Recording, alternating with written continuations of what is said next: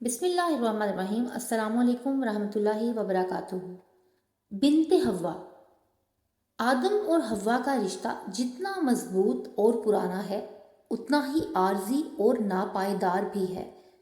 کہیں تقدیر جدائی ڈالتی ہے تو کہیں موت کی حقیقت اپنا وار کرتی ہے، اور کہیں پر رسم و رواجوں میں جکڑے لوگ اپنی بہن بیٹیوں کو اس حقیقی رشتے سے محروم رکھتے ہیں۔ تبسم بھی اسی رسم و رواجوں میں جکڑے لوگوں کی بہن اور بیٹی تھی، جس کا خاندان میں رشتہ نہ ہونے کے باعث بن بیاہی رہ گئی۔ وہ پیروں مریدوں کے خاندان کی تھی۔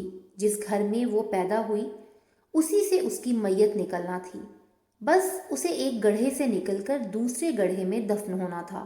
خاندانی رسم و رواج کے خلاف بغاوت کرنا موت کو دعوت دینے کے برابر تھا۔ اس خاندان کے مرد آزاد تھے، چاہے وہ باہر سے ہی شادی کیوں نہ کریں۔ انہیں اس بات کا احساس نہیں تھا اپنی بہنوں بیٹیوں کو ان کے حق سے محروم کر کے کتنا بڑا گناہ کر رہے ہیں۔ فکر تھی تو بس اس بات کی دولت گھر سے باہر نہ جائے۔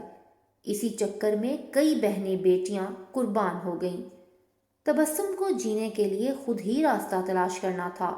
تبسم کی شادی کی عمر نکل چکی تھی۔ اس نے اپنے خاندان کی غریب مریدنی کی بچی گود لے لی، جس کی اسے اجازت مل گئی۔ اب وہ اس بات میں خوش ہو گئی تھی، اسے جینے کا مقصد مل گیا تھا، اور بچی کی اچھی تربیت اس کے لیے صدقہ جاریہ بن کر اس کے چھٹکارے کا سبب بن گئی تھی۔ ناظرین سے گزارش ہے کہ ہمارے چینل کو لائک، شیئر اور سبسکرائب کریں۔ شکریہ۔